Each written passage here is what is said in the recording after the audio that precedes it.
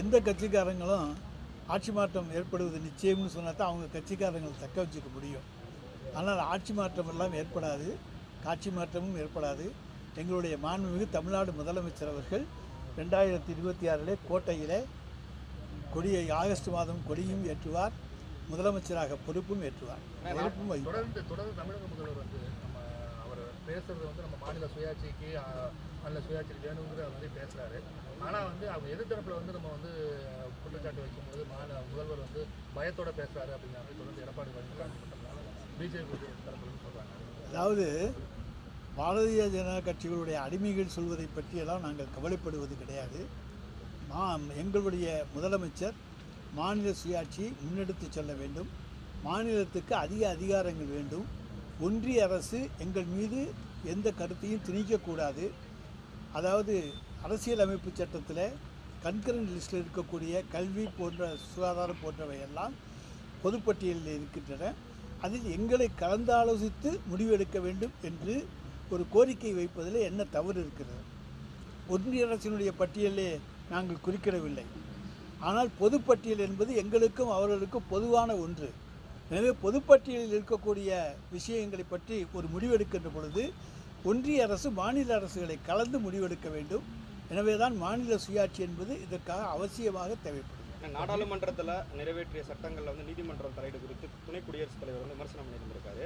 இப்போ வந்து துணை குடியரசுத் தலைவரை தமிழ்நாடு ஆளுநர் வந்து சந்திச்சிருக்காரு. இதை நீங்கள் அதாவது நாடாளுமன்றத்தில் நிறைவேற்றிய சட்டங்களை குறித்து உச்சநீதிமன்றம் அளித்த தீர்ப்பு குறித்து 9 நாட்களுக்கு பிறகு நம்முடைய இந்திய குடியரசு துணைத் தலைவர் அவர்கள் விழித்து கொண்டு ஒரு உரையை ஆற்றியிருக்கிறார்.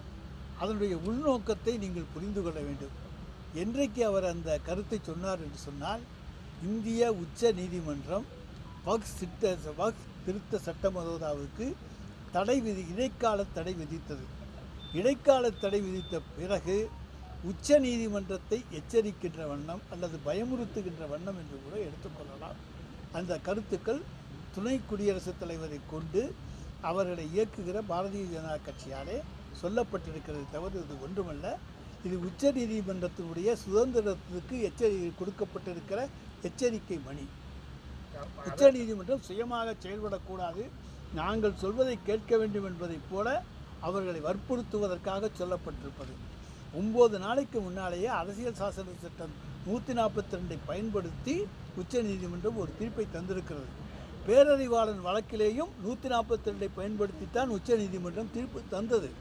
அப்பொழுதெல்லாம் பேசாமல் இருந்துவிட்டு வக்ஃப் சட்ட திருத்த மசோதாவுக்கு உச்ச நீதிமன்றம் இடைக்கால தடை தான் விதித்திருக்கிறது. எனவே இடைக்கால தடை விதித்ததற்கே இந்த அளவுக்கு குதிக்கிறார்கள் என்று சொன்னால், இன்றைக்கு குடியரசுத் தலைவரை கேள்வி இருக்கக்கூடாது, ஆளுநரை கேள்வி இருக்கக்கூடாது, எல்லாம் ரைட்டு ஏற்றுக்கிறோம். ஆனால் குடியரசுத் தலைவர் ஒப்புதல் தந்திருக்கிற ஒரு சட்டத்தை விமர்சிக்கின்ற உரிமை, அது தவறு என்று சொல்லுகிற உரிமை, அந்த சட்டத்தை திருத்த வேண்டும் அல்லது அந்த சட்டத்தை ரத்து செய்ய வேண்டும் என்று வழக்கு தொடுக்கிற உரிமை இந்தியாவில் இருக்கக்கூடிய ஒவ்வொரு குடிமகனுக்கும் உண்டு. நான் இதனால் பாதிக்கப்பட்டிருக்கிறேன் இந்த சட்ட திருத்தத்தினாலே அல்லது இந்த சட்டத்தாலே என்று. அப்படி இந்திய குடிமகன் பாதிக்கப்படுகின்றவன், அது ஒரு அமைப்பாக இருந்தாலும் தனி மனிதனாக இருந்தாலும் உச்ச நீதிமன்றத்தை நாடி அதற்கான தீர்ப்பை பெற முடியும்.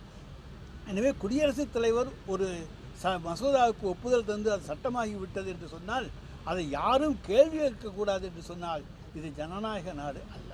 நம்ம இது உச்சநீதிமன்றத்தை தீர்ப்பு வந்து நம்ம வந்து இந்த வழக்கில் வந்து நம்ம வந்து கொண்டாடுறோம். ஆனால் அதே வழக்கில் சென்னை உயர்நீதிமன்றம்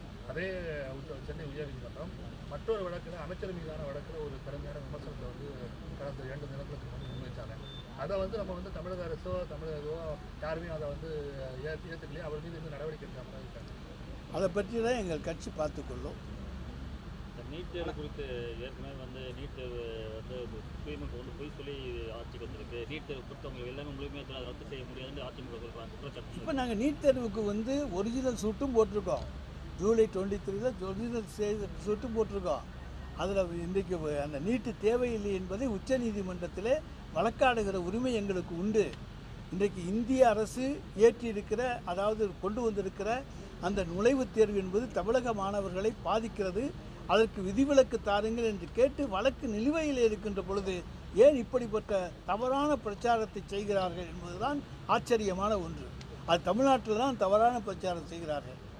ஏன் இப்படி தவறான பிரச்சாரத்தை செய்ய வேண்டும்? வழக்கு நிலுவையில் இருக்கிறது, அது முடிவுக்கு வருகின்ற பொழுது நிச்சயமாக எங்களுடைய வாதங்கள் நாங்கள் முன்வைத்து ஏற்றுக்கொள்ளக்கூடிய வாதங்களை நாங்கள் நிச்சயமாக முன்வைப்போம். ஆனால் எடப்பாடி பழனிசாமி வந்து பாஜகவோட கூட்டணி வச்சிருக்க யாரோட வேணாலும் கூட்டணி வைப்போம், இது ஏன் வந்து கூட்டணி பயத்தினால தான் நாங்கள் அமைச்சிருக்க கூட்டணி பயத்தினால தான் வந்து எங்கள் கூட்டணி பற்றி விமர்சிக்கிறாங்க அப்படின்னு எடப்பாடி பழனிசாமி சொல்லுவாங்க. இதே எடப்பாடி பழனிசாமி 3 மாதத்துக்கு முன்னாடி என்ன சொன்னார்? பாரதிய ஜனதாவோடு கூட்டணி கிடையாது. நாடாளுமன்ற தேர்தல் என்ன சொன்னார்? பாரதிய ஜனதாவோடு கூட்டணி கிடையாது. அப்படி சொன்னவர் இன்றைக்கி வார்த்தையை மாற்றிக்கிட்டு இருக்காரு. எங்களுக்கு பயம் இல்லைன்னு நாங்கள் சொல்லிட்டோம், எங்கள் கூட்டணி ஸ்ட்ராங்காக இருக்குன்னு சொல்லிட்டோம், எங்களை யாராலையும் பிரிக்க முடியாதுங்கிறத அவங்க தெரிஞ்சுக்கிட்டாங்க. அதனால இந்த மாதிரியான வார்த்தைகளை எல்லாம் உபயோகிக்கிறார்கள். 2026 எங்களுடைய தலைவர் தலைமையிலான கூட்டணி தான் இந்தியா கூட்டணி தான் தமிழக சட்டமன்றத்தை பொறுத்த வரைக்கும் 200 என்கின்ற லட்சிய இலக்கோடு வெற்றி பெறும். அதிமுக கூட்டணியிலேருந்து எஸ்டிபிஐ விலகியிருக்காங்க. அதெல்லாம் அவங்கவுங்களுடைய சொந்த கருத்துக்கள், அதை பற்றி நாங்கள் ஏன் கருத்து சொல்லலை. தேமுதிக இந்த திமுக கூட்டணிக்கு வரக்கூடிய சூழ்நிலை இப்போ சமீப காலமாக இருந்தது. ஆனால் வந்து மோடி அரசு புகழ்ந்து பிரேமலதா பண்ணியிருக்காங்க. அதே மோடி வந்து அது மறுபடியும் அவங்கவுங்களுடைய கருத்துங்க, அதுக்கெல்லாம் நாங்கள் கருத்து சொல்ல முடியாது. இந்த திமுக கூட்டணியில் புதிய கட்சிகள் வந்து இணைவதற்கு அதாவது அதெல்லாம் எங்கள் கட்சி கூட்டணியை பொறுத்து கருத்து சொல்லுகிற உரிமை எனக்கு கிடையாது. அதை எங்களுடைய தலைவர் பார்த்துக்கொள்வார்.